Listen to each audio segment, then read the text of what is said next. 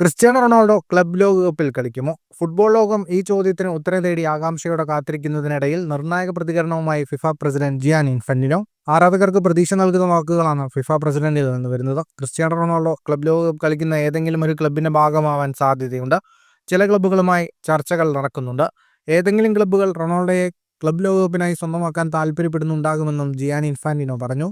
Cristiano റൊണാൾഡോയുടെ അൽ നസർ ടീമിന് club ലോകകപ്പിൽ യോഗ്യത നേടാനായിട്ടില്ല. എന്നാൽ അൽ ഹിലാൽ ക്ലബ് ലോകകപ്പിൽ കളിക്കുന്നുണ്ട്. അതിനാൽ റൊണാൾഡോ അൽ ഹിലാലിലേക്ക് ക്ലബ് ലോകകപ്പിന് മുൻപായി വരുന്ന താൽക്കാലിക ട്രാൻസ്ഫർ വിൻഡോയിലൂടെ പോയേക്കുമെന്ന റിപ്പോർട്ടുകളും ശക്തമാണ്. ക്ലബ് ലോകകപ്പിന് വേണ്ടി മാത്രമായി കളിക്കാരെ സ്വന്തമാക്കാനുള്ള അവസരമാണ് ഈ ട്രാൻസ്ഫർ വിൻഡോയിലൂടെ വരുന്നത്.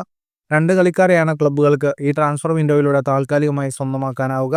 അൽ ഹിലാലിന് പുറമെ പ്രീമിയർ ലീഗ് ക്ലബ്ബായ ചെൽസി, ബ്രസീലിയൻ ക്ലബ്ബ് എന്നിവരും ക്ലബ് ലോകകപ്പ് മുൻപിൽ കണ്ട് റൊണാൾഡോയ്ക്കായി താല്പര്യം പ്രകടിപ്പിച്ചതായാണ് റിപ്പോർട്ടുകൾ. 32 ക്ലബ്ബുകൾ ഭാഗമാവുന്ന ക്ലബ് ലോകകപ്പ് ജൂൺ 14-നാണ് ആരംഭിക്കുക. 4 വട്ടം റൊണാൾഡോ ക്ലബ് ലോകകപ്പ് വിജയിച്ചിട്ടുണ്ട്. ഫുട്ബോൾ ലോകത്തെ കൂടുതൽ വാർത്തകൾക്കും വിശേഷങ്ങൾക്കുമായി സ്പോർട്സ് കഫേ സബ്സ്ക്രൈബ് ചെയ്യുക.